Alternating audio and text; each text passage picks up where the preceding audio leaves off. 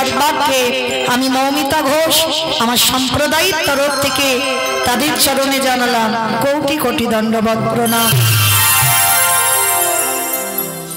প্রণাম জানালাম একটাই কারণে বাবা, কেন বাবা? তারা বুঝেছে যে এটা কলিযুগ, আর এই কলিযুগে যাগযজ্ঞ নয়, ব্রত পূজা নয়, ধ্যান তপস্যা নয়। মহাপ্রভু কলির ভক্তদের বললেন, কেউ যদি পূজা অর্চনা না করে তাতে অসুবিধা নাই, কেউ যদি যজ্ঞ অনুষ্ঠান না করে মহাপ্রভু বলছে তাতে অসুবিধা নাই, কেউ যদি বলছে যদি পূজা অর্চনা বারব্রত না করে তাতে অসুবিধা নাই। কিন্তু কলির মানুষের একটাই মুক্তির পথ, হরিরি নাম হরিরি নাম হরিরি নাম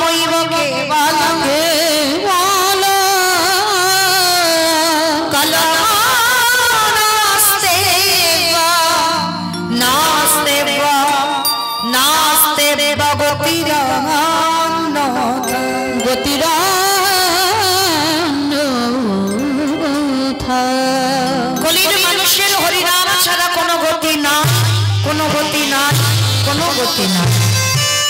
একমাত্র ভব পারাপারের সম্বল হলো মা এই হরিনাম সংকীর্তন। আপনারা প্রশ্ন করবেন, মৌমিতা ও যত যত কীর্তনিয়ার কীর্তন শুনি ও সবাই একটা কথা বলে, মানে হরিনাম গাও, হরিনাম শোনো, একাদশী করো, ভগবানের চরণে তুলসী দাও, ও ছাড়া কলির জীবের কোনো পথ নাই। কিন্তু মা যে জায়গাটায় বসেছেন ওই জায়গাটা বড় ধন্যাতি ধন্য জায়গা। এই জায়গা থেকে আপনাদের জায়গাটা সব থেকে মূল্য বেশি।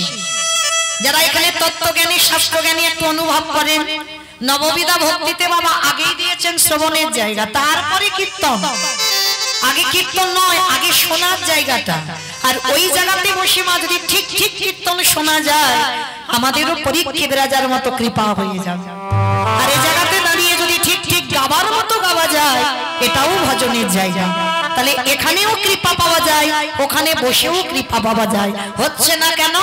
গাওয়ার মতো গাইছি না আর শোনার মতো শুনছি না, তাই তো কৃপা হচ্ছে না। কিন্তু মহাপ্রভু বলছে কলির মানুষের হরিনাম ছাড়া এদের রাস্তা নাই, শেষের দিনের পথ হচ্ছে এই হরিনাম। মাইরা এই জায়গাটা একটু বাস্তবের সঙ্গে মেলাতে হবে।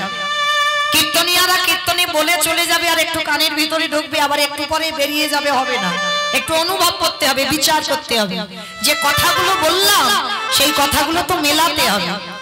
এই যে আমরা বলছি বাবা হরিনাম ছাড়া গতি নাই, ভালো করে বিচার করে দেখে তোমার গতি আছে। যে যত ধনী হোক না কেন, যারে যত টাকা থাকুক না কেন, যারে যত অর্থ থাকুক না কেন, কেউ যদি সারা জীবনটা দিল্লি বম্বে কাটিয়ে দেয়, সোনার পালঙ্কে ঘুমায়, তবু মনে রাখতে হবে মা শেষের দিনে এরা তোমার কেউ নয়। যে যত তাড়াতাড়ি জানবে বাবা তত তাড়াতাড়ি মঙ্গল হবে। জড় জগতের বাবা মা পেয়েছো, জড় জগতের দেহ একটা পেয়েছো, কিন্তু এটা তোমার প্রকৃত নয়। এ দুদিনের জন্য আসা, এ যদি তোমার চিরস্থায়ী হতো তাহলে তোমাকে ফেলে কেউ চলে যেত না। তাহলে এটা চিরস্থায়ী নয়, কটা দিনের জন্য অভিনয় করতে আসা। এই যেমন আমি হরি মঞ্চে দাঁড়িয়েছি বাবা, কিছুক্ষণ পরে তোমাকে চলে যেতেই হবে, না হলে বাবা আমার দক্ষিণ 24 পরগনা সোনারপুরে আবার কীর্তনটা গাইবো কি করে? তাহলে আমি যদি বলি এইখানে আমি থাকবো আজকে সারা রাত সারা দিন, থাকতে পারবো কি? পারবো না, নেমে যেতেই হবে। সংসারটা হচ্ছে বাবা একটা অভিনয়ের মঞ্চ।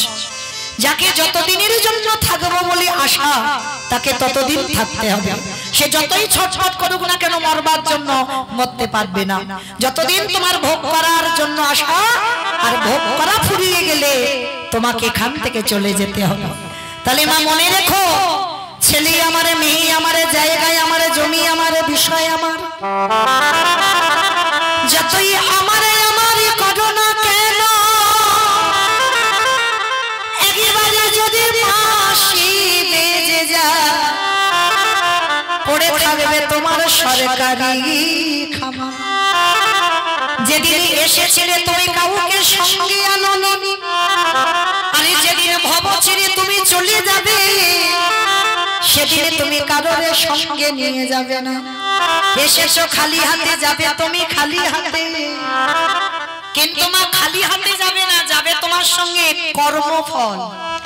কতদিন তুমি হরিবাসরে বসে কীর্তন শুনেছো, কতবার সাধু সঙ্গ করেছো, কতদিন গুরুচরণ আশ্রয় করেছো, কতদিন একাদশী করছো, কতদিন তুলসী তলায় জল দিয়ে যাচ্ছ। এই ভালো ভালো কর্ম তোমার বাবা সাথে যাবে। তবে আমি মৌমিতা একটা গ্যারান্টি দিতে পারি, আরেকজন তোমার সাথে যাবে। সে কে জানো? জানি না মা আপনাদের এই জেলাতে নিয়ম আছে কিনা। এই জেলাটা কি জেলা? বীরভূম। আচ্ছা মা আপনাদের বীরভূমে নিয়ম আছে কিনা জানা নেই, তবে আমার ডায়মন্ড হারবার এলাকায় নিয়ম আছে। সে বড় লোক হোক আর গরিব হোক, সে যত গরিব হোক আর যত ধনী হোক না কেন, মানুষ যদি বাড়িতে মরে যায় দুটো জিনিস আমাদের ওদিকে ভাড়া করতে হবে। একটা হলো খোল আর একটা হলো করতা। আর ওই পিছনে বাজবে বলো হরি হরি বল, বলো হরি হরি বল। কি মাইরা আপনাদের এখানে বাজে তো? সে গরিব হোক আর বড় লোক ওই খোল করতার বাজায়। আচ্ছা এই জায়গাটা একটু ভাবেন বাবা, কেন বাজাবো? কেন বাজাবো? ঠাকুর বিসর্জন যখন করতে যাচ্ছ বড় বড় ডিজে বক্স বাজাচ্ছ, সেটাও তো মা। তাহলে মাকে যখন বিসর্জন করতে যাচ্ছ তখন তো কত নাচানাচি করে যাচ্ছ। আর আমাদের দেহটা যখন বিসর্জন হবে তখন কি একটা লরিতে করে বক্স বাজি গেলে হতো না? হওয়ালে হতো। তাহলে হচ্ছে না কেন? এই জায়গায় আমার চৈতন্য মহাপ্রভু শিক্ষা দিলেন, ওরে কলির জীব ভালো করে তাকিয়ে দেখ পিছনের দিকে। এসেছিস খালি হাতে, যাচ্ছিস খালি হাতে। সারাদিনে যাদের আগলে বসে রইলি, দিনান্তে একবারও কৃষ্ণ বলি না দিতে পারলি না। কেউ তোর সাথী হলো না, শেষের দিনে কে সাথে যাচ্ছে চেয়ে না। এই হরি নামে যাবে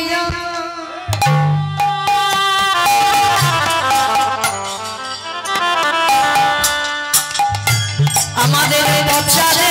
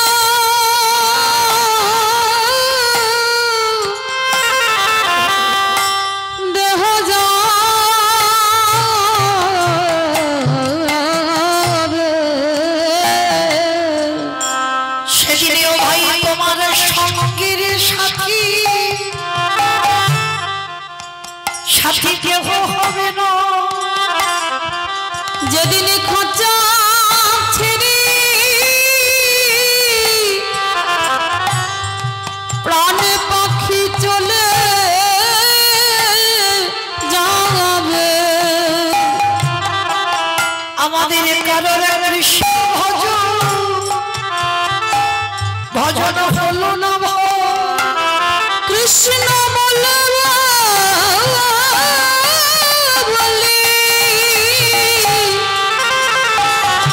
এইভাবে এসে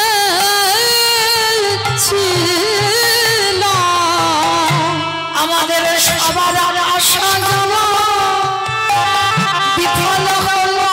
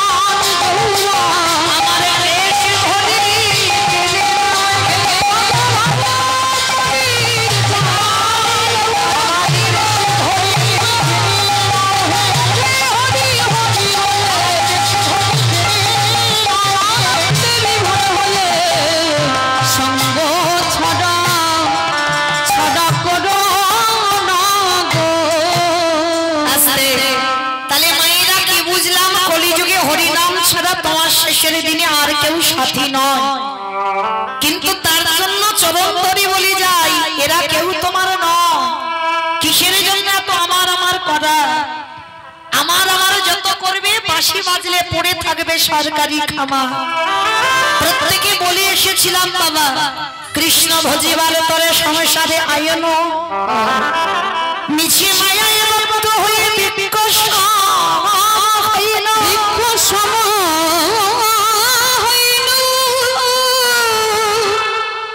যেদিন মাতৃ যথরী কষ্ট পাচ্ছিলাম সেদিন সবাই বলেছিলাম ঠাকুর একবার পার করে দিও, আমি কৃষ্ণ দাস হব, আমি জীবনে মায়ার দাস হব না। কিন্তু বাবা ওটা উল্টে গেছে, হলাম মায়ার দাস, ভুলে গেলাম কৃষ্ণ দাস। কিন্তু মহাপ্রভু বলছি ভজন যারা করবি একটু সকাল সকাল নেমে পড়। বিকাল তো গড়িয়ে যাচ্ছে বাবা, সকাল এই যে সূর্যটা উঠেছে এখন সূর্যের তেজটা ভালো লাগবে, এমনি তো ঠান্ডার সময়, কিন্তু যখন একেবারে সূর্য মাথায় উঠবে বাবা আর ভালো লাগবে। হ্যাঁ সকাল সকাল ভজন করতে বলছে। আবার বলছে শিশুকালে কৃষ্ণ ভজে কৃষ্ণ পাবার আসে, কৃষ্ণ পাবার আসে, এই যৌবন কালে কৃষ্ণ ভজে আসে বানা আসে, আসে বানা আসে, ওগো বৃদ্ধ কালে কৃষ্ণ ভজে জমেরো তহল আসে। এই কথাগুলো মা খুব ভালো করে শুনতে হবে, এগুলো আমাদের কোনো বানানো কথা নয়। মহাজন গতস্য পন্থা, মহাজনেরা বলে গেছেন এই ভাষাগুলো। শিশুকালে বলতে বলছে, আবার মহাজনেরা বলছেন বাবা শিশুকাল মানে কুড়ি ফুল। কি মায়েরা কুড়ি ফুলের সেবা হয়? কুড়ি ফুলের সেবা হবে? গাছে থেকে ওই কুড়ি ফুল তুলে যদি গোবিন্দ চরণে দাও ও ফুল সেবায় লাগবে না। মহাজনেরা বলছেন সেবা দাও কিন্তু কুড়ি ফুলে সেবা দিলে হবে না। কুড়ি ফুল সম আমাদের দেহতত্ত্বে বলছে একেবারে শিশুকাল, বাল্যকাল। মানে ওই দেখবে ছোট ছোট বাচ্চারা কীর্তন শুনতে বসে, ঠিক কথা, কিন্তু বাবা ওরা কি কীর্তনের কিছু বোঝে? বাবা মা এসেছে, ঠাকুমা দাদু এসেছে, সঙ্গে সঙ্গে এসেছে, কিন্তু অনুভব করবার ক্ষমতা ওদের নেই। ওটা হচ্ছে কুড়ি ফুল, ও ফুল সেবায় লাগে না। কারণ এখন তো আমরা ছেলে তৈরি করতে পারবো না, ধ্রুবের মতো সন্তান, প্রহ্লাদের মতো সন্তান, সে ওরা হয়ে গেছে বাবা শিশুকালে গোবিন্দ ভজন করেছে, ও কুড়ি ফুল সেবায় লেগেছিল। আবার বলছে বাসি ফুল তো সেবায় লাগে না, যে ফুল আজকের ফুটে বাবা ঝরে পড়ে গেছে।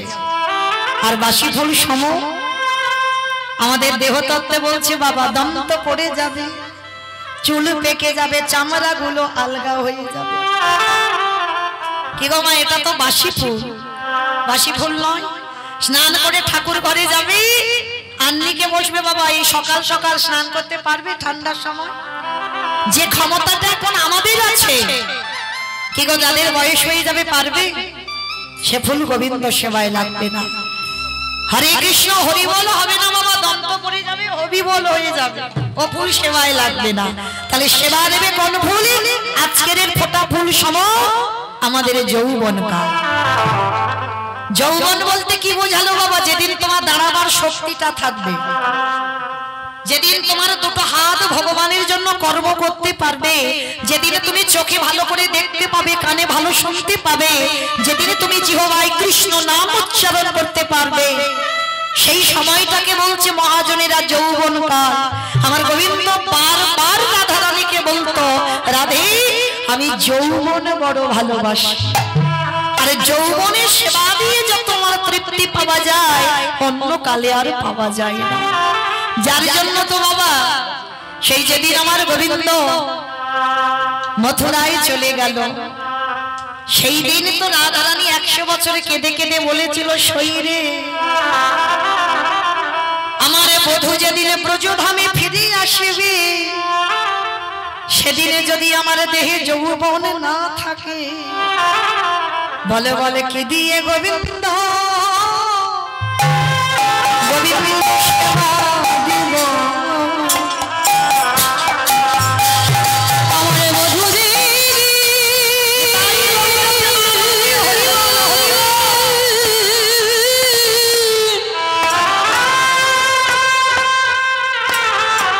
আমার প্রাণ বধূ যদি ব্রজে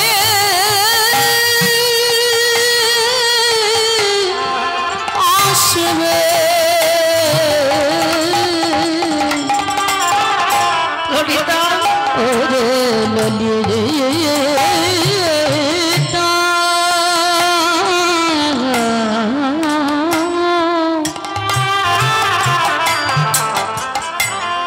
সেদিন কি দিয়ে গোবিন্দে সেবা করিব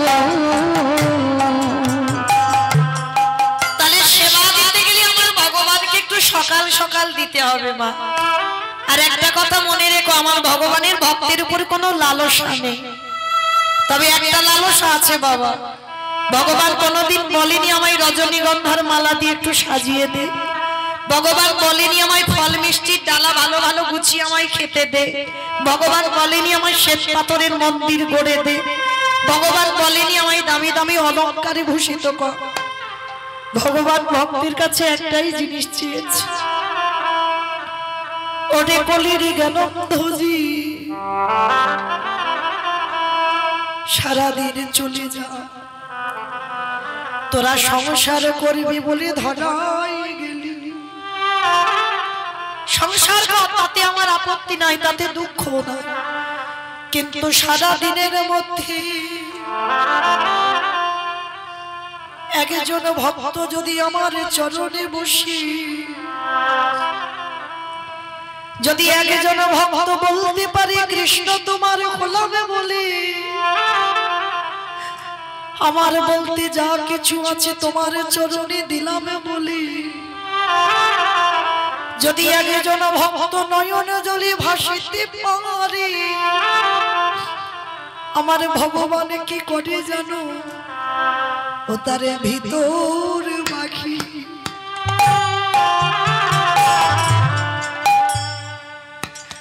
বাহির দুটো আলো যে জন কৃষ্ণ বলে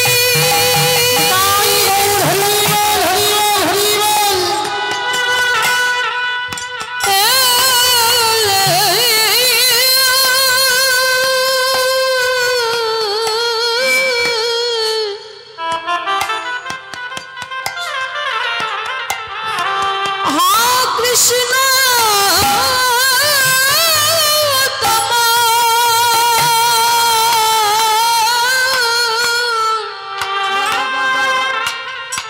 তোমার হোলামে বলে কাঁদিতে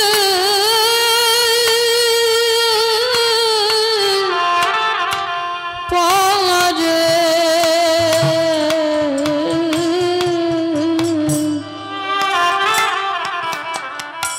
তার ভিতর বাহির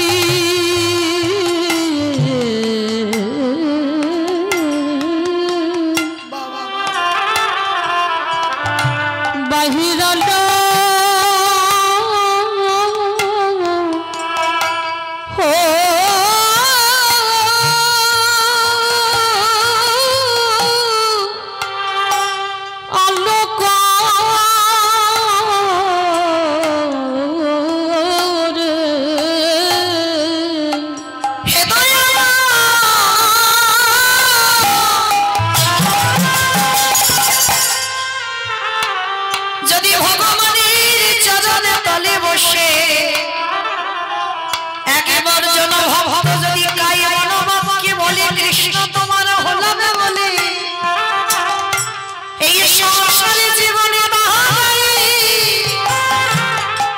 না জানি তোমার চরণে কত অপরাধ করে গেলাম তুমি নিজ চরণের দাস মনে করে আমার ওই চরণে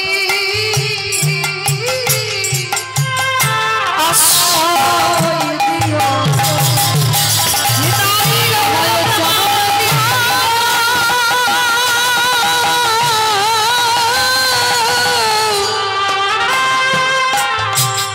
আমায় চরণ ছড়া ছড়া করো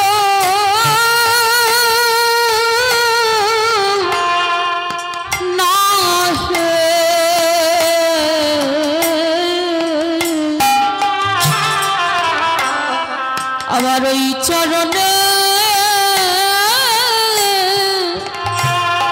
আশ্রয় দিও আশ্রয় এই ভক্ত বাৎসল্য ভগবান আমার ভালোবাসার কাঙাল গো মা। ওই জন্য সবার চরণ ধরে বলে যায়, যদি এই হতভাগিনীর কথা কারোর একটু স্মরণে থাকে, পৃথিবীতে সবাইকে ভুলে যাব, তাতে ভগবান বলছে অসুবিধা নাই, কিন্তু কোনোদিন যেন জীবনে ভুল করে আমার কৃষ্ণ চরণ যেন কোনোদিন ভুলে যাব না। কেন জানো? আমার ভগবানের মতো আসল বন্ধু তোমার পৃথিবীতে কেউ হবে না, কারণ কৃষ্ণের মতো ভালো তোমাকে কেউ কোনোদিন বাঁচতে পারবে না। যদি বলো কেন? যে আমাদের আসবার আগে বাবা যে আমাদের কথা ভেবে রাখে, তার মতো দিনের দয়াল দীনবন্ধু আর কি পৃথিবীতে কেউ হবে বলে মনে হয়?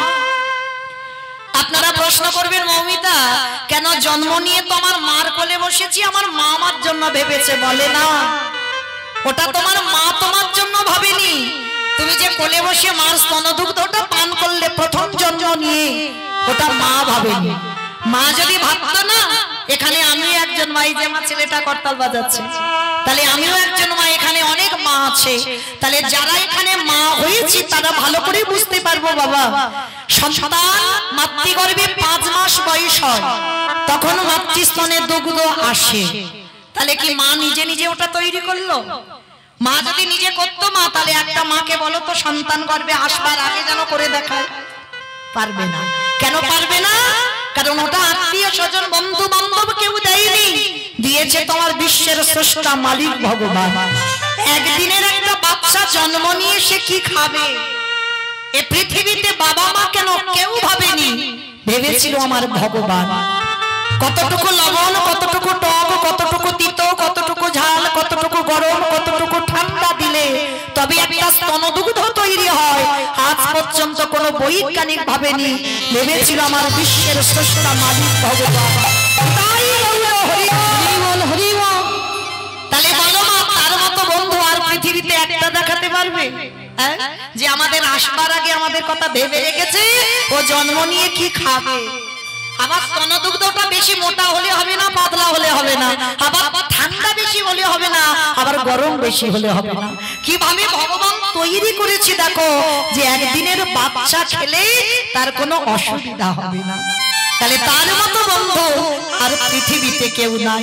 ওই জন্য চরণ ধরে বলে যাচ্ছি মা, আশ্রয় যদি করতে হয় সকাল সকাল কৃষ্ণ চরণটাকে আশ্রয় করো। তো মায়েরা চলো, আজকে সবাই যখন সকাল সকাল আমরাও একত্রিত হয়েছি, আমরা একটুখানির জন্য যাব বাবা শ্রীধাম নদিয়া নবদ্বীপ ধাম। কি মায়েরা সবাই যাবেন তো? সবাই যাবেন? তা সবাই যদি চলে যায় কীর্তন হবে কাকে নিয়ে? সবাই নাকি চলে যাবে? না, কেউ যাব না, থাকবো সবাই এখানে। কেন জানো? এখানে আমরা সবাই যাব বললে বাবা যেতে পারবো? স্বামীর অনুমতি চাই, আবার ছেলে বৌমার অনুমতি চাই, তাই না? কারোর পরিবারের অনুমতি চাই। সব অনুমতি পাবেন তো তবে নবদ্বীপে যাবে, তার আগে নয়। কিন্তু মা একজন খুব স্বাধীন, ওকে কোনো কৈফিয়ত দিতে হয় না, কারোর অনুমতি নিতে হয় না। বলো তো সে কে? মন। এই মনটা বাবা খুব স্বাধীন, এক্ষুনি থাক, ছেলে পুলে মানুষ করুক, দেহগুলো স্বামীর ঘরে থাক, আর মনগুলো নিয়ে যাবো সুরধনী গঙ্গার তীরে। কারণ বাবা আমার দুটো ছেলেকে না ডাকলে কিন্তু কীর্তন হবে না। অনেক অনেক ভক্তরা বলে ওই গৌরের কথা বলতে হবে না, সরাসরি লীলা বলে। বাবা লীলা হয়? হ্যাঁ, আমার গৌর যদি না আসতো, রাধা কৃষ্ণের প্রেম তত্ত্ব জানাতো কে? হ্যাঁ, তাহলে গৌরকে তো আগে ডাকতে হবে, তবে আমার ছেলে নয়, আমাদের ছেলে, তাই না?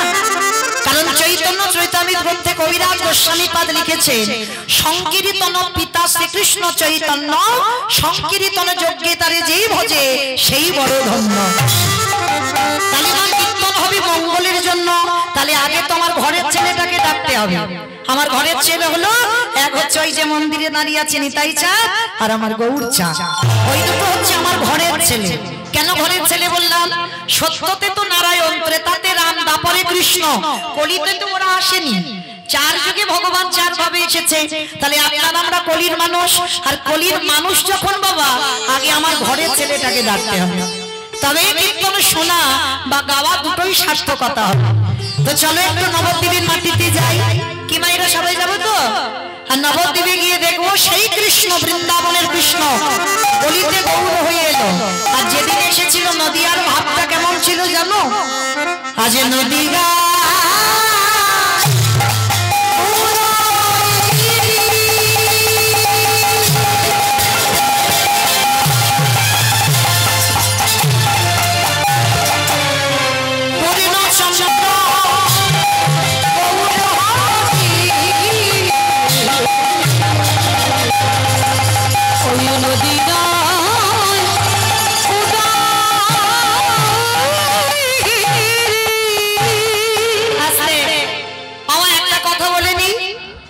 আমা বলি ঝগড়া করতে গেলে প্রথমে করে নেওয়া ভালো, আর মাঝ রাস্তায় গিয়ে যদি ঝগড়া করি তাহলে তো মারামারি হবে।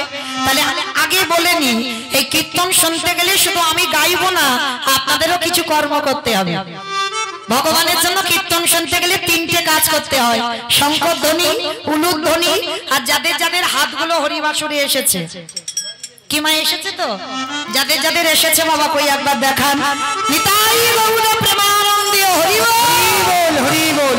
বাহ, আমার ঠান্ডার সময় তো মাঝে মাঝে একবার আত্মনিবেদন করে দেখাতে হবে, প্রভু আমি অন্তত হাজিরা দিয়েছি, মানে আত্মনিবেদন, মানে নববিধা ভক্তির মধ্যে বাবা শেষে বলছে আত্মনিবেদন। আর এটা না হলে কোনোদিন কৃপা হবে না। তাহলে মা সব সময় যদি না দাও, কিন্তু মাঝে মাঝে অন্তত একবার জানান দিও, প্রভু আমি এখনো আছি। হরি বল। তো মাইরা কই একটু উলুধ্বনি হবে তো, কই একটু উলুধ্বনি দাও দেখি। আজ নদী গা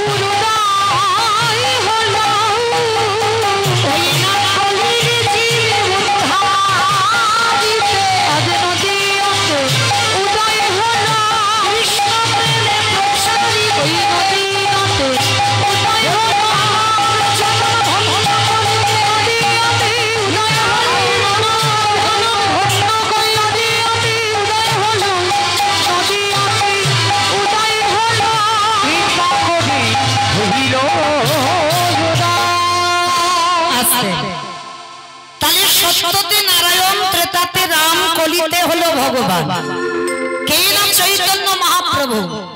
কিন্তু বাবা এইবার আমরা জানতে চাই কৃষ্ণ যে গৌর হয়ে এলো, পৃথিবীতে ভক্তের অভাব নাই, লাখ লাখ আছে, কোটি কোটি আছে, কিন্তু এসেছিল কার ডাকে না শান্তিপুরের মাটিতে বুড়ো অদ্বৈত আচার্য গোসাই। আমাইরা অদ্বৈত আচার্য গোসাই চেনো তো? তোমাদের গ্রামে যেন কেউ ভেবো না, ওই পঞ্চতত্ত্ব ছবি যাদের বাড়ি আছে দেখবেন 5 জনে হাত তুলে আছে, শ্রীকৃষ্ণ চৈতন্য প্রভু নিত্যানন্দ শ্রী অদ্বৈত গদাধর শ্রীবাস আদি গৌর ভক্তবৃন্দ। বাবা একটা বাচ্চা ছেলেকে জিজ্ঞাসা করবে, সে বলে দেবে মাঝখানে যে দাঁড়িয়ে আছে সে কলির ভগবান, আর ওই ছেলেটা দেখবেন ডান দিকে একজন দাঁড়িয়ে আছে বয়স্ক লোক, মানে চুল গোপ দাড়িগুলো সব থেকে সাদা। কেন? আমার মহাপ্রভুর থেকে 52 বছরের বড়, মানে 1-2 দিনের বড় নয়, 52 বছরের বড়। আর যিনি 12 বছর তুলসী ভাসিয়ে আমার কৃষ্ণকে কলিযুগে গৌর করে এনেছেন। কিন্তু বাবা এখানে আমাদের প্রশ্ন এক জায়গায়, ভক্তের তো অভাব ছিল না, একেবারে ওই শান্তিপুরে পুরো মালিক ডাকেই কেন এলো ভগবান? কারণ তো নিশ্চয়ই আছে।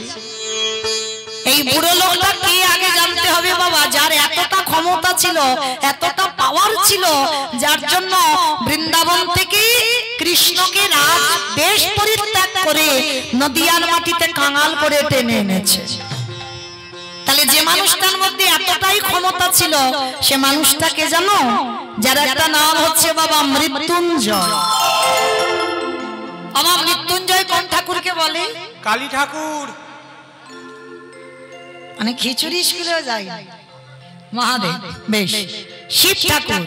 শিব ঠাকুরকে বলছে মৃত্যুঞ্জয়। কেন না পৃথিবীতে বাবা যত দেব দেবী আছে এমনকি স্বয়ং ভগবানকেও বাবা ভাগবত বলছে, আমি নয়, ভাগবত বলছে 125 বছর বয়সে জরাব্যাধির তীরে দেহত্যাগ করতে হলো, রামচন্দ্রকে দেহত্যাগ করতে হলো, সবাইকে দেহত্যাগ করতে হয়েছিল। কিন্তু বাবা ভোলানাথ সত্যতে শিব ছিল, ত্রেতাতে শিব ছিল, দাপরেও শিব ছিল, মরণ হয়নি।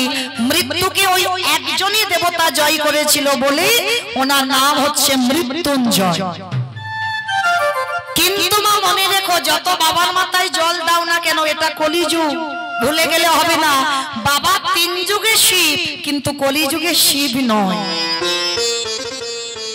কলিযুগে আমরা যে বাবার মাথায় জল দিচ্ছি না ঘটা করে, বাবা শিব রূপে আসেন, বাবা হয়েছে অদ্বৈত আচার্য গোসাই।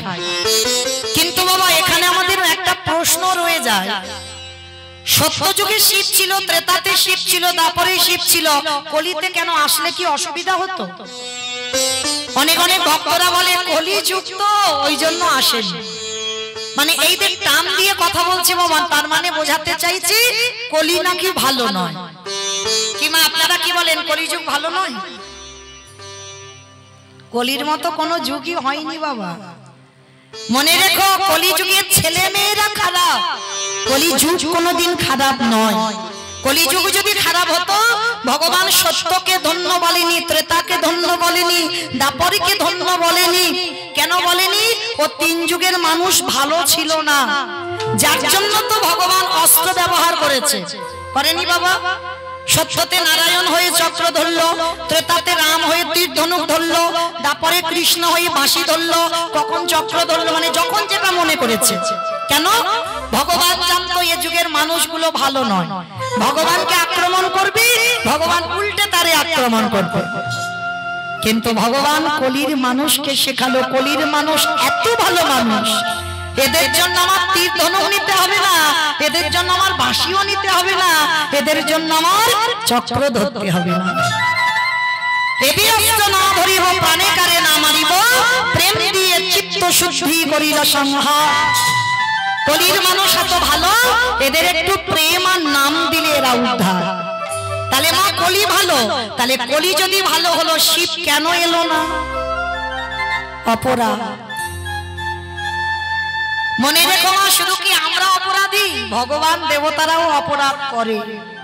যার মাসুরে দিতে হলো বাবা ভোলানাথকে, শিব রূপটা ধরতে পারছে না। তাহলে অপরাধটা কি? এই অপরাধের কথা শুনতে গেলে বাবা একটু যাব আমরা মহাভারত। ওই মহাভারতে যুধিষ্ঠির মহারাজ করেছিল রাজস্বাই যজ্ঞ। আর এই রাজস্বাই যজ্ঞে বাবা ভগবান কৃষ্ণ সবাইকে দায়িত্ব দিয়েছিল। আর দায়িত্বগুলো দিয়ে যেই না কৃষ্ণ দাঁড়িয়েছে, যুধিষ্ঠির মহারাজ বলছে, কৃষ্ণ কৃষ্ণ তুমি তো সবাইকে দায়িত্ব বুঝিয়ে দিচ্ছ, ও কৃষ্ণ তুমি নিজে কোনো কাজকর্মগুলো করবে না এত বড় যজ্ঞে? ভগবান আমার মুচকি হেসে বলছি, দাদা আমি তো সবাইকে একটা করে কাজ দিয়েছি। আর জানো দাদা, আমার জন্য আমি আলাদা করে 2টো দায়িত্ব ফেলে রেখেছি। সে কি? সবাইকে তুমি একটা করে কাজ, আর তুমি তোমার নিজের বেলা 2টো কাজ। কি কাজ নিয়েছো কৃষ্ণ? বলে জানো দাদা, আমার প্রথমবারই কাজ হবে, এই যজ্ঞে যত যত ভক্ত আসবে আমি কৃষ্ণ দয়াময় হয়ে সবার প্রথমে আমি নিজের হাতে তাদের চরণ যুগল আগে ধৌত করে দেব। চমকে উঠেছে যুধিষ্ঠির দাদা, অসম্ভব। কৃষ্ণ কে কোন জাতের মানুষ, কে নিচু জাত, কে উঁচু জাত, জাতের ঠিক নেই, আর সবাই আসবে তুই সবার পা ধোবাবি? ভগবান মুচকি হেসে বলল, দাদা আমার কোনো কালেই জাতের বিচার ছিল না। ও ওটা মানুষ করে, কে নিচু জাত কে উঁচু জাত ওটা মানুষের বিচার, ওটা আমার বিচার নয়। আমি মুসলমানকেও কল দিয়েছি, যদি না দিতাম তাহলে মলয় চাঁদ কাজীকে উদ্ধার করতে পারতাম না। আমার কাছে কোনো জাতের ভেদাভেদ নয়, আমি একটাই জাত জানি, সবাই হলো কৃষ্ণ চরণের দাস। আচ্ছা আচ্ছা, এই জায়গায় বাবা আমাদের একটু ভাবতে হবে, বিচার করতে হবে। একটা যজ্ঞে তো বাবা অনেক অনেক রকমের কাজ ছিল, কিন্তু ভগবান কৃষ্ণ আজকের পা ধোবার কাজটা কেন নিয়েছিল? এই জায়গায় আসতে মা মন দিয়ে শুনবে কেমন। আজকের ভগবান বলছে যুগ ধর্ম প্রবর্তক নাম সংকীর্তন, চারি ভাব ভক্তি দিয়া না চাইল ভুবন, আপনি ভক্ত ভাব করি অঙ্গীকার, আপনি না করলে ধর্ম জীবের শিখানো না যায়, আপনি আচরি ধর্ম জীবেরই শিখায়, এই তো সিদ্ধান্ত গীতা ভাগবতে গায়। এই মতো কলিকালে প্রথম সন্ধ্যায় অবতীর্ণ হলেন কৃষ্ণ আপনি নদিয়ায়। তাহলে কি বোঝালো বাবা? নিজে আচরি ধর্ম জীবেরই শিখায়, নিজে না করলে ধর্ম জীবকে শেখানো না যায়। সবার আগে বাবা যারা আচরণের জায়গায় দাঁড়ায়, যারা শিক্ষার জায়গায় দাঁড়ায়, মনে রাখতে হবে বাবা তাদের নিজেদের শিক্ষাটা আগে অর্জন করতে হবে। কি গো মায়েরা, আমি যদি আমার বাবা মাকে শ্রদ্ধা ভক্তি না করি, আমি যদি আমার পিতামাতাকে শ্রদ্ধা ভক্তি না করি, আমি নিজে যদি সাধুগুরু বৈষ্ণব চরণে নত না হই, আমি নিজে যদি কৃষ্ণ বলে না কাঁদি, তাহলে আমাকে দেখে কি অপর শিখবে বলে মনে হয়? তাকে আগে যে শিক্ষার জায়গায় দাঁড়ায় তাকে ঠিক হতে হবে। তাই তো আমার কৃষ্ণ রাজস্বই যজ্ঞে পা ধোয়াচ্ছে কেন? এটাই শিক্ষা। কি শিক্ষা দিল? আপনাদের আমাদের চৈতন্য দান করলো মা, ভালো লাগলো আপনাদের এখানে এসে। আস্তে কথা নয়, কেন বলছি ভালো লাগলো? আমি কালকের বাবা একটা দুটো বেজে গেল আপনাদের এখানে আসতে রাত্রি। তো যখন এসেছিলাম, যে বাড়িতে আছি যে ভাই আমাকে নিয়ে গেল,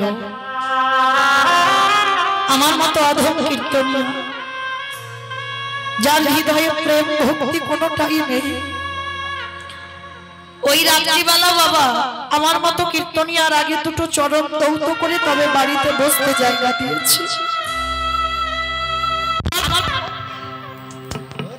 কিছু না, তবু আমি আমার রাধা রানীর কাছে জানাই, রাধে, যে ভক্তের এত প্রেম, এত ভালোবাসা, এত ভক্তি মানুষ কি করে যেন অন্তিম সময় পর্যন্ত যেন আমার রাধা চরণের দাস হয়ে থাকতে পারে। অন্তত শেষের দিনে যেন আমার রাধা রানী ওই ভক্তকে নিজ চরণে যেন আশ্রয় দেয়। এটাই শিক্ষা মা। আপনাদের গ্রামে এসেও দেখলাম এখনো আছে, কিন্তু এই জিনিসগুলো শুধু এই একটা বাড়িতে বলে নয়, সবার চরণে নিবেদন। বাড়িতে যদি ভক্ত মানুষ আসে, সাধুগুরু বৈষ্ণব আসে, সবার আগে চেষ্টা করবে মা বসতে দেওয়ার আগে আগে ঘটিতে করে জল নিয়ে আগে চরণ যুগল ধৌত করে দেবে। এইটা তো আমার কৃষ্ণ করেছিল রাজস্বই যজ্ঞে। যত যত ভক্ত এসেছে জাতির বিচার করেনি, কৃষ্ণ এই কাজটা করেছিল। তো মায়েরা, যদি সাধুগুরু বৈষ্ণব, যদি বছরান্তর গুরুদেব যদি নাও পান, একটা কথা বলে যায়, যে যার ঘরের বাবা মা তো আছে, যে যার ঘরের শ্বশুর শাশুড়ি তো আছে, যারা হারিয়ে ফেলেছো বাবা তাদের বাদ দাও, যাদের এখনো আছে ওই মূল্যবান চরণ দুটো একটু আগলে রেখে দিও। কেন বলছি বাবা মূল্যবান চরণ? আমার কথা নয়, ভাগবতে ভগবান কৃষ্ণ তো সুদামাকে বলেছিল, সুদামা, এই পৃথিবীতে সবথেকে বড় গুরু হলো যে যার ঘরের বাবা মা, তারপরে গুরু হলো শিক্ষা গুরু, দীক্ষা গুরু, তারপরে গুরু হলাম আমি ভগবান। কই ভগবান একবারও তো বলেনি, কৃষ্ণ একবারও বলেনি সবার আগে আমি বড় গুরু। মনে রেখো বাবা, যে বড় হয় না সে জীবনে কোনোদিন মাথা তুলে বলে না আমি বড়। তাই সবার চরণ ধরে বলে যায়, যাদের বাবা মা বা শ্বশুর শাশুড়ি আছে, চেষ্টা করো বাবা একবার নিজের বিবেক দিয়ে প্রশ্ন করো। আমি বলছি বলে নয়, যাদের জ্ঞান চৈতন্য হয়েছে একবার বিবেক দিয়ে বিবেককে প্রশ্ন করো, যে মা 10টা মাস কত কষ্ট করে জঠরে ধরেছিল, হ্যাঁ ধরে তো রাখতে হয়েছিল তোমাকে। যে মা কত রাত না ঘুমিয়ে তোমাকে কোলের কাছে ঘুম পাড়িয়েছে, যে বাবা মা কত রাত না খেয়ে তোমাকে খাইয়েছে। তাহলে আমাদের কি মনুষ্য জীবনে কর্তব্য নয়? বছরন্তর লক্ষ্মী পূজা, দুর্গা পূজা, কালী পূজা, সরস্বতী পূজা সব করছো, কিন্তু ঘরে আসল দেবতা কষ্ট পাচ্ছে। তাই চরণ ধরে বলে যাই মা, বছরে একবার অন্তত সিংহাসনে বাবা মাকে বসিয়ে একবার দুটো চরণ যুগল ধৌত করে নিজের হাতে একটু গলায় মালা পরিয়ে, আমি রোজ রোজ বলে যাচ্ছি না, বছরে একবার নিজের হাতে যত্ন করে বাবা মাকে খাইয়ে দিন। ভগবান বলছে সেই ভক্ত যদি কোনোদিন আমারে ডাকতে ভুলে যায়, আমি সারা জীবন সেই ভক্তের দরজায় বন্দী হয়ে যাই।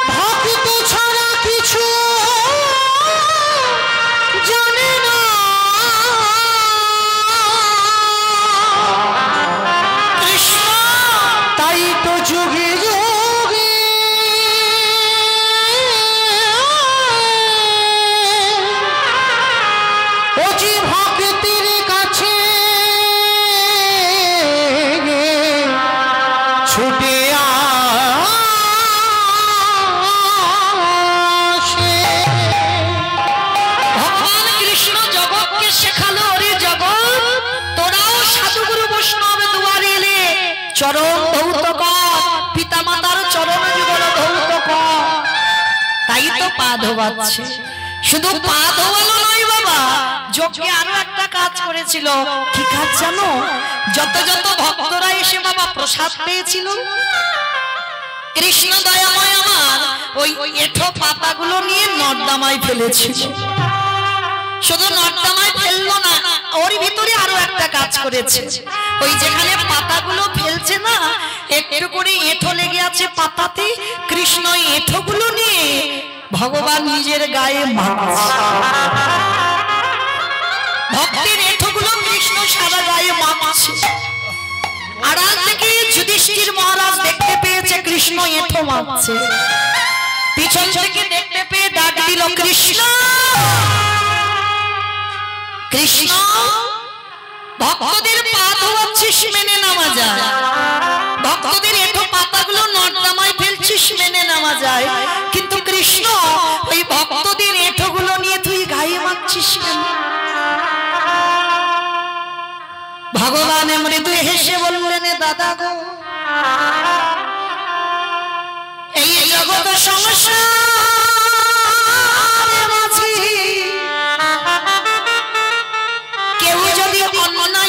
তারে বিচার আমি কৃষ্ণ দয়াময় করি। কিন্তু শোনো দাদা, এই জগতে সবাই তো পাপ করে।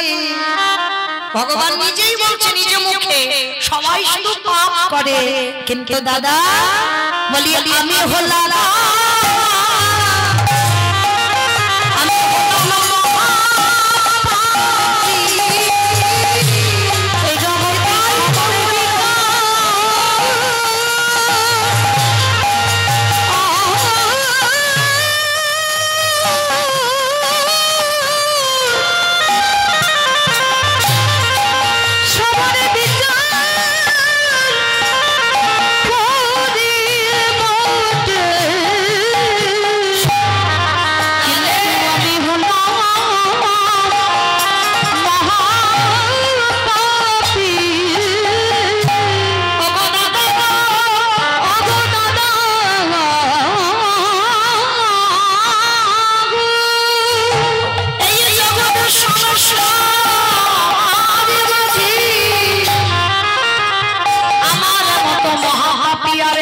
না।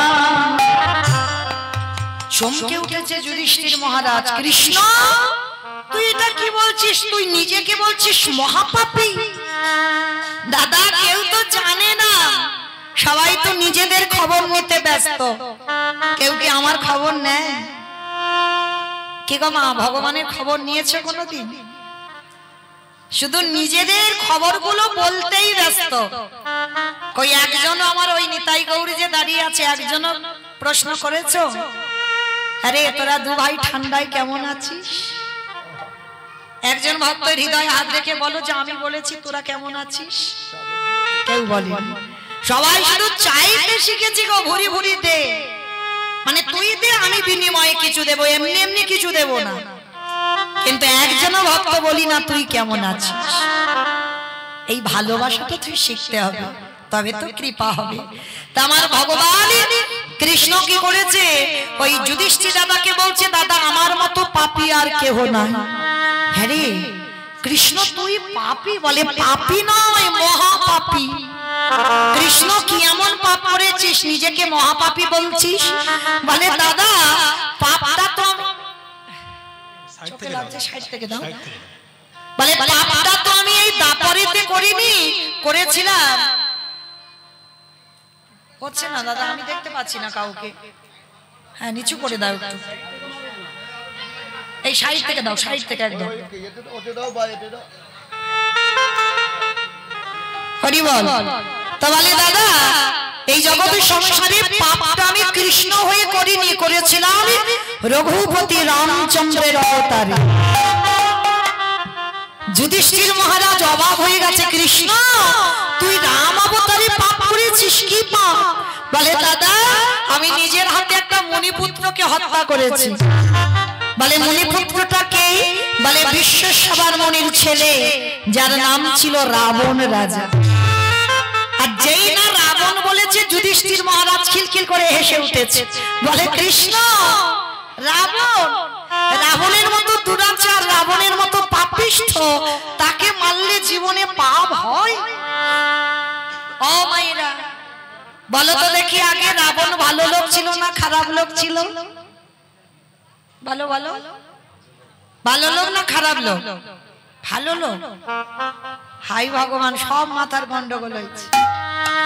আমা যে রাবণ রাজার 10,000 স্ত্রী ছিল, তবু কিন্তু লক্ষ্যটা ভগবানের বউয়ের দিকে পড়েছিল। সে কোনোদিন ভালো লোক হয়?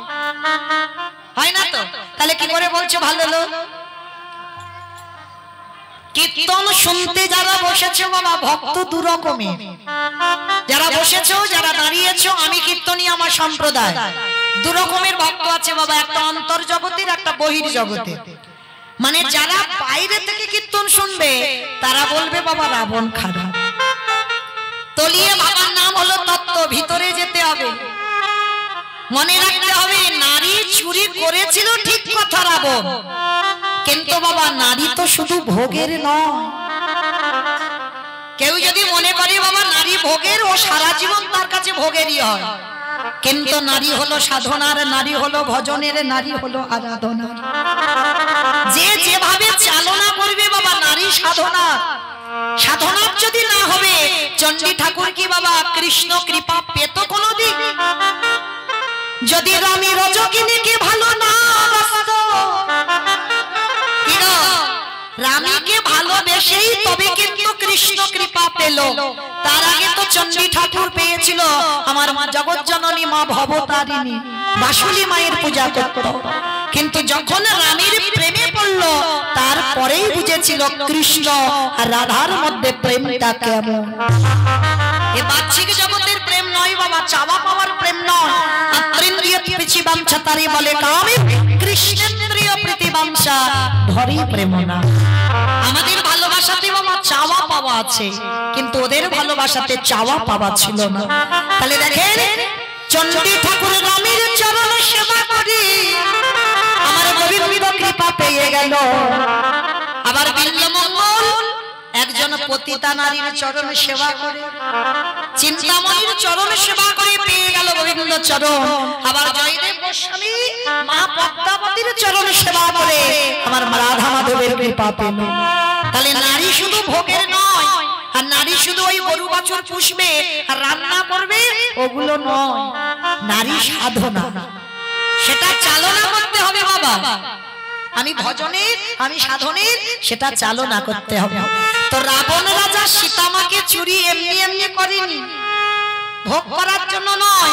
ভোগ যদি করবে বাবা, যার 10,000 বউ ছিল তার কি একটা ঘর ফাঁকা পড়েছিল না? কি মা ছিল তো? তাহলে সীতামাকে নিয়ে রেখেছিল কোথায়? হ্যাঁ, অশোক, মানে যেখানে শোকের ছায়া লাগবে না সেইখানে সীতামাকে রেখেছিল। তো বাবা রাবণের একটা কথা আমরা মাঝে মাঝে বলে ফেলি, অনেকে বলি তুই হলি ঘর শত্রু বিভীষণ, কিংবা বলেন না আপনারা মাঝে মাঝে, অনেক অনেক ভক্তরা বলে, দেখবেন বলে আমার বাড়ি খাবি, আমার সঙ্গে বন্ধুত্ব, আর তুই আমার বাড়ির গল্পগুলো বাইরে বলে বলে বেড়াবি, তুই হলি ঘর শত্রু বিভীষণ। এ কথাটা বাবা আপনাদেরও নয় আমারও নয়, বলেছিল রাবণ তার ভাই বিভীষণকে। কবে বলেছিল জানো? যেদিন বাবা ঘোষণা করেছিল রাম নাম করা চলবে না, আর যারা যারা রাম নাম করবে তাদের নাকি মৃত্যুদণ্ড দেওয়া হবে। আর এই কথা শুনে বাবা কোনো দিন লঙ্কাতে কেউ আর রাম নাম করতো না, সবসময় নিস্তব্ধ চুপচাপ, যদি বা কেউ কেউ তো মনের ভিতরে রাম নাম করত। আর একদিন ওই বিভীষণ রাতের অন্ধকারে জানালা দরজা বন্ধ করে রামের প্রতিচ্ছবিটা বুকে নিয়ে সারা রাত ধরে শুধু হারাম হারাম বলে কাঁদছে। বাবা দেওয়ালেরও কান আছে, একজন কর্মচারীর সংবাদটা পেল বিভীষণ রাম রাম বলে কাঁদে। মহারাজ রাবণের কাছে সংবাদটা পাঠালো, মহারাজ মহারাজ এক্ষুনি আমি দেখে এলাম আপনার ভাই ঘরের দরজা বন্ধ করে রাম রাম বলে কাঁদছে। যেই না কথাটা শোনা রাবণ এবার কি করবে, পাগলের মতো বাবা উচ্ছ্বাসে ছুটতে ছুটতে গিয়ে দেখে না বিভীষণের দরজা বন্ধ, আর ভিতরে বিভীষণ রামের ছবিটা ধরে কাঁদছে। রাবণ কাউকে কিছু না বলে পিছন থেকে গিয়ে বাবা সজোরে বিভীষণের বুকে একেবারে লাথি মেরেছে।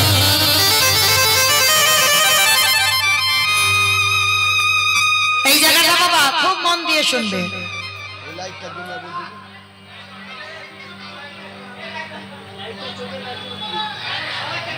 আমার বন্ধ করে দাও, লাইটের দরকার নেই, অন্ধকারেই ভালো আছে। ও সন্ধ্যাবেলা আমার টিভিতে দেখে নেবে এখন, আমাকে এখন একটু শুনে যাও, ওপারের লোক দেখতে পাচ্ছে না, বন্ধ করে দাও। হরি বল। এইবার যেই না বাবা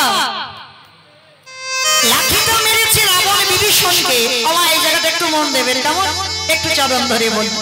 দেখেন এই যে রামায়ণ মহাভারত, এটাগুলো কিন্তু বাবা জীব শিক্ষা, জীবের চেতনার জন্য এই কথাগুলো বলা। তা যেই না রাবণ লাঠিটা মেরেছে, লাঠিটা মারতেই বিভীষণ ধুলাই পড়ে গেছে। আচ্ছা বলো তো মা, যদি আচমকা পিছন থেকে কেউ এসে সজোরে তোমার বুকে লাঠি মারে, আচমকা কত ব্যথা লাগে?